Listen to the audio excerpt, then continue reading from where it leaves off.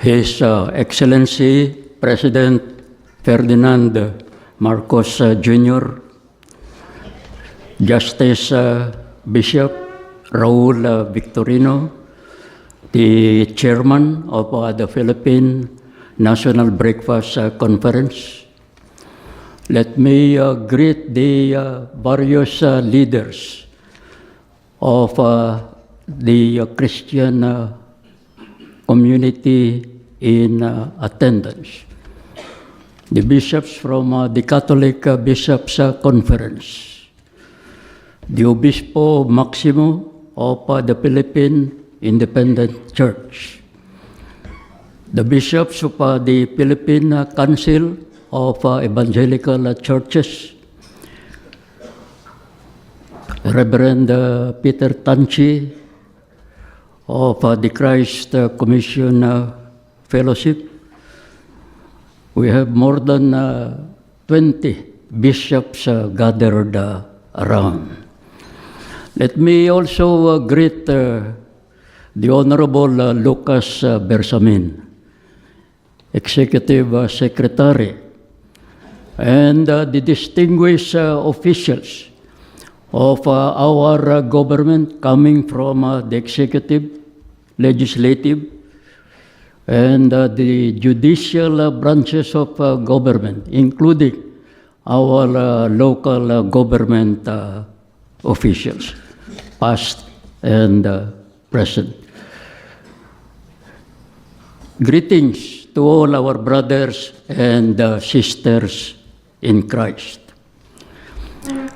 We are gathered this morning in this history-laden ceremonial hall of Malacanang Palace to continue a revered tradition, a tradition started by the late Senate President Gil Puyat and the eminent businessman Francisco Ortigas Jr.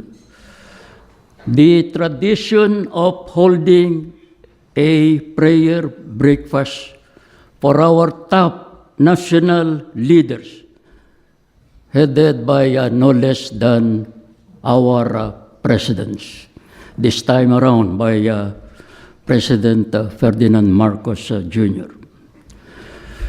This prayer breakfast conference is apolitical in nature, as it purely seeks and solicits God's infallible wisdom to guide our leaders and break bread with them. Thus, in the last 48 years,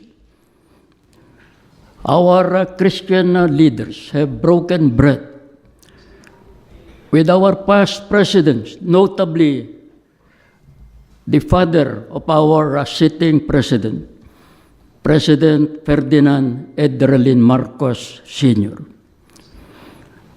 with Corazon Aquino, Fidel Valdez Ramos, Joseph Ejercito Estrada, and Gloria Macapagal Arroyo, to name some of them.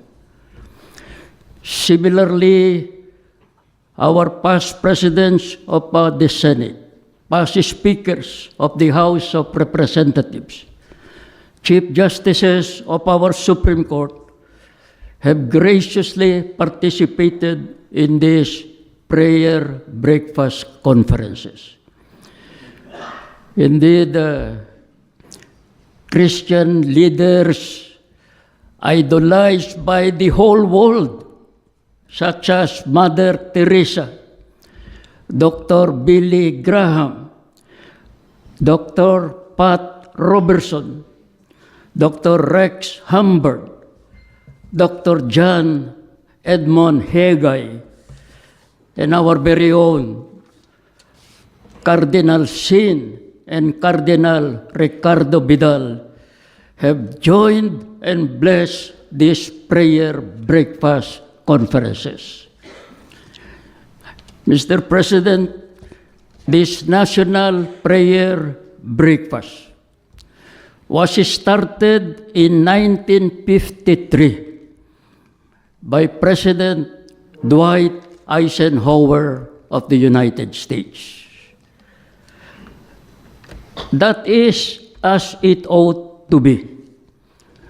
For some of the founding fathers of the United States of America, like George Washington, Thomas Jefferson, James Madison, and Andrew Jackson, left the imprint of their Christian values in the writing of the Constitution of the United States. Similarly, such U.S. presidents as Abraham Lincoln, Calvin Coolidge, Harry Truman, Jimmy Carter, Ronald Reagan, and George W. Bush during their incumbency often and openly reference to their Christian faith in ruling the United States of America and the world. And since then, Mr. President, this prayer breakfast has developed to a global movement as it is now faithfully observed in 175 countries all over the world.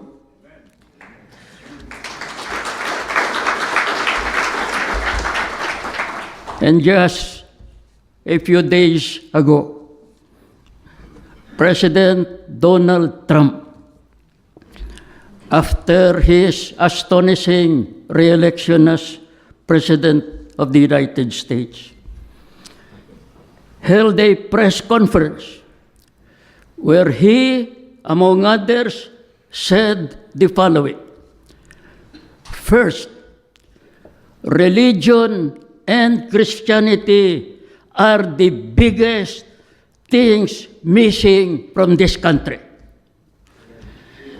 And second, President Trump also said, we will be again a great nation. Our founding fathers did a tremendous thing when they built America on Judeo-Christian values. And third, President Trump also said, while waving the King James Version of the Holy Bible, said, I am proud to endorse and encourage you to get this Bible. We must make America pray again.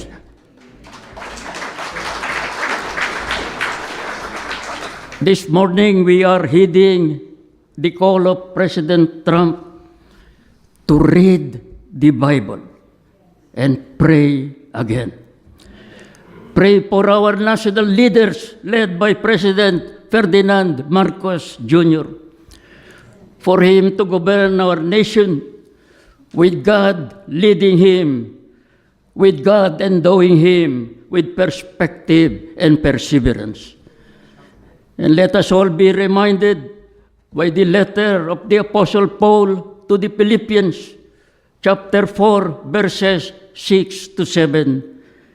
It states, do not be anxious about anything, but in everything, by prayer and pleading with thanksgiving, let your requests be made known to God. Welcome to the 49th edition of the Philippine National Breakfast Conference for our beloved President Ferdinand R. Marcos Jr.